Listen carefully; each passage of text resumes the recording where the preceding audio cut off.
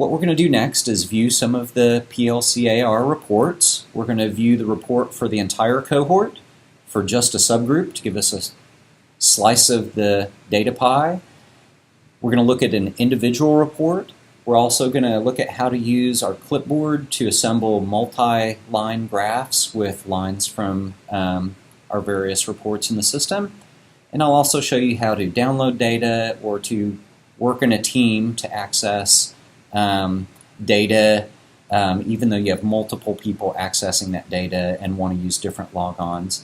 And we'll also look at deleting a cohort or deleting individual participant data. So let's go back to our data-rich website. I'll just click on that top link to make sure I'm back up at the top here. So if I was going to look at some of the reports for the Spring 2014 district report, one thing that I could do is start at the gross level, look at the cohort as an average.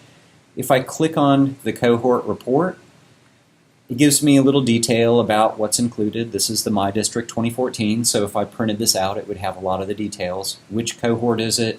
How many questionnaires were included? So all 1,021 people. We can see when the first and last data was received. And then it gets right down into the report. We did ask some custom questions, and because there's so much data in those custom questions, we don't kind of display it by default, but there is a link to show the subgroup and custom prompt responses.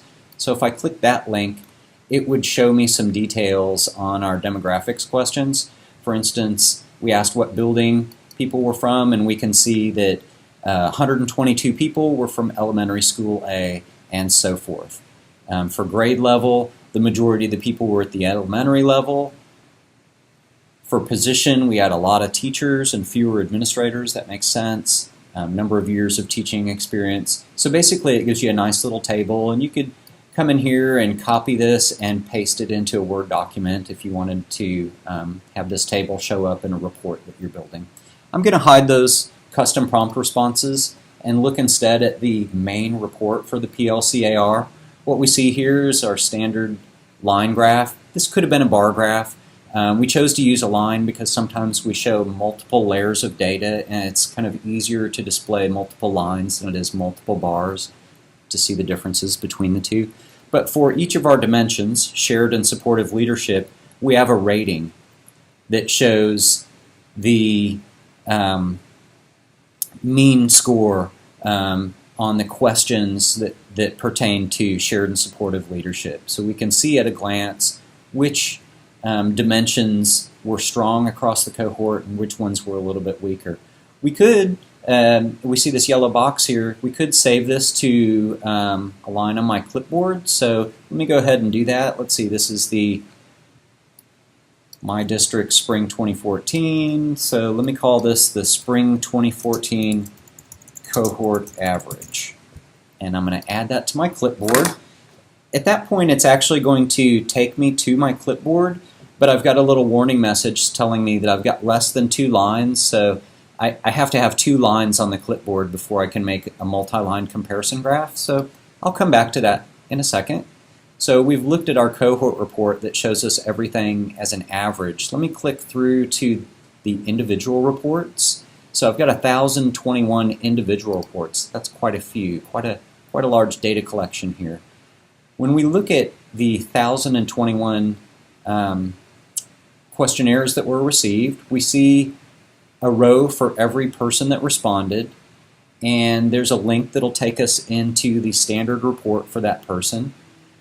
But before I show you that, I wanted to just show, it shows us a little summary of some of the custom questions that we added, and also kind of a quick summary of those 6 dimensions with a little bit of color coding that shades things with green if it's a higher score, and yellow and orange and red if it's a little bit of a lower score. So this kind of allows you to browse your individual participants at a glance and kind of get a feel for the data.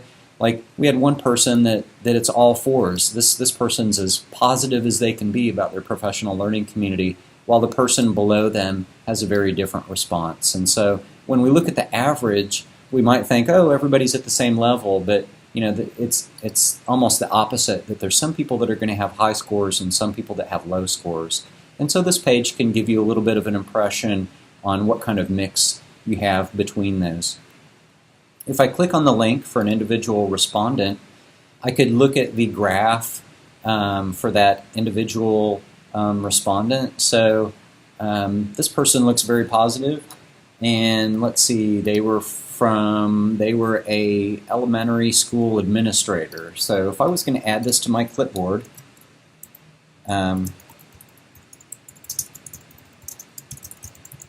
just type in a label for this line. I'll call it an elementary school administrator and add that to my clipboard. Now if I am at my clipboard and I can see I've got 2 lines there, I'll show you real quick how to use the clipboard, but I could choose which lines I would like to compare. Eventually you may have 5, 10 lines here, but you can choose 2, 3, 4 lines to show on a graph. You can enter a title for your graph. I'll enter a kind of a boring one, comparison.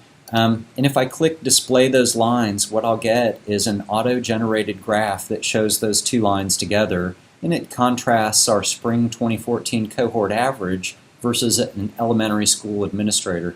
So we can see this elementary school administrator is way more positive about the different dimensions of their PLC than the entire cohort as an average. So getting back to our main menu, we looked at our cohort report and we looked at the individual reports. The thing that we didn't look at are the subgroup reports. And really, the cohort report and the individual reports are fairly straightforward. I'm going to spend a little more time in the subgroup report page because it's a little deeper, and that you can see any different slice of the pie that you could possibly want to. So when we get to the subgroup reports page, the first thing we see is a list of our different subgroups. And if we look next to each one, there's a pull-down menu that shows the options, and it shows how many responses are on file for each of the options. So I could come in and say, I really want to see a report for middle school A, and select middle school A. I could leave the rest of them alone for a moment. If I click View My Subgroup Report to get to the next level, what I see here at the start is this is from spring 2014, but there's only 15 questionnaires included, and I can see that there was a subgroup limiter, that I'm only getting where the building and campus was middle school A. And so I could see that line on there. If I chose to add this to my report, I could see my middle school A average. If for some reason I wanted to view a multi-line report, I could go ahead and view those 3 lines on there and see what differences there might be between. This middle school looks very close to the average for the cohort as in general, but still a little bit lower than that very positive elementary school administrator. So let's step back a moment to this page where I was at that showed us the pull-down menus. So the pull-down menus allow us to see any slice of the pie that we want. Let's show that we can use these in combination too. If I wanted to look at elementary school A, which has 122 responses, and I want to look specifically at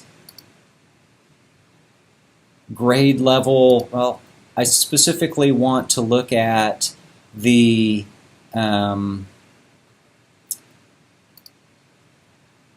teachers in elementary school A, I can select those 2 pull-down menus, and now when we see our subgroup limiters, it's limiting to elementary school A teachers, and I've got 106 in that particular pool. So we had 106 matches out of the 122 elementary school and 899 teachers. We only had 106 that were both in elementary school A and were teachers. So this shows how you can drill down to get very detailed slices of the pie. So You could spend a lot of time looking at those pieces of the pie and adding things to your clipboard and comparing them to see whether you got any interesting comparisons. One thing I like to do is use a very powerful feature of the subgroup report that we see here, and there's a link that says click here to reload the page showing a table of responses and a multi-line graph for each subgroup question. So if I click that and let this page load, what I will see here is a very detailed list of the data that was received. The first question was about building campus, and we've got a lot of building and campuses. It's a little dense. Let me scroll past this one and get to our grade level question. So when we look at the responses to our grade level, we could use our pull-down menu to see there were 618 responses for elementary, but now this table really shows me everything all in one place. These were the 3 selections people could choose from. These are how many people selected each of those. And then we see the average, the mean, for each of the different dimensions, as well as the standard deviation from each of those dimensions. So we see an awful lot of data here all in one place, and we didn't have to do any math at all. This data was available the very second that the surveys came in. So you could come back in even after the first 10 come in, look at the data so far, look at it a little bit later and see how the data has adjusted as more and more data comes in. We see our line here. Apparently the elementary schools have a little higher rating for the different dimensions of a professional learning community than the middle and high schools. So that might be a very insightful thing. If we look at some other reports, we look down here at the school level administrators, we see they have a higher perception of PLCs kind of across the board than teachers and administrative support staff. And then you may find other areas where the data is less kind of obvious. Here we have years of teaching experience. We see the blue line is a little higher in perception. If we looked at that, those are people with 21 or more years of experience. So that may be understandable that people that have been there longer have a higher perception of the professional learning communities, but the lines are really close. So like I say, sometimes you can at a glance go, ooh, interesting data. Here's another one where the lines almost overlap, so I'm not really sure what we tell at a glance on this particular dimension. Here this question's asking about specific grade levels. In this case, we've got about 13 options for grade level, so these multi-line graphs get really messy, and so it's harder to see the differences when we get so many options on a multi-line graph. But we can easily compare these things and the data values in the tables. So that's our subgroup reports that let you see slices of your data pie. I think the takeaway from that is that it's really important to think about what subgroup questions you want to ask before you start collecting the data. So when you come in, even before any of these are activated, we've given you some prompts that you might ask a question about the building or the campus so that you can tease apart how the PLCs are working differently at different campuses in your district. You might ask about the different grade levels so that you can see how different grades are treating PLCs. You might look at things by position or by years of teaching experience, by the content area, or by what degrees they have. So all of those things are things that you can control and customize on your survey. So the other things that we wanted to show you today about viewing the PLCA-R reports, besides the cohort and the subgroup and the individual reports, and that you could use the clipboard, I also want to show that there's the ability to download the data so that you can look at this in a statistical software package or a database or Microsoft Excel.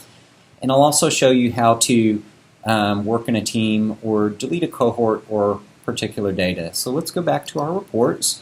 You may have seen this link as I was showing you some other reports, but there's a column here for downloading data. You can download a tab-delimited data file for one of your specific cohorts, or you can click a link to download the data for all your cohorts combined. As far as working in a team, one of the things that you may have noticed over here on the right-hand side, under accounts I can access, I've got my name, Brian Litke, but I've also got 3 other names, including that Jane Doe account that I'd set up a little while ago. If I click into the Jane Doe account, I see Jane Doe's data because I've set her account up so that I'm a team member.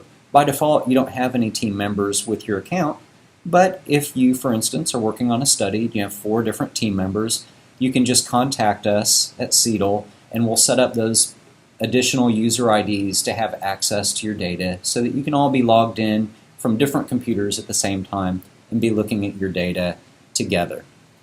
When I'm through looking at my colleagues' data, I can always come back into my account and see the accounts that I have access to. The other thing that people sometimes want to do is delete some data that they don't need. Earlier you saw me create this October 2014 cohort. I'm going to go ahead and utilize this little red text option that says show the deletion option. You'll notice that the cohort underneath it that has over 1,000 data points does not have a deletion option because we didn't want to make it easy for you to accidentally delete your data. But if you have no data or less than 3 data points, you'll see an automatic option that allows you to delete the data. So for instance, we guess if you only have 2 items, then these may have just been samples where you were trying out just to make sure the data was collecting fine, and you might want to get rid of that.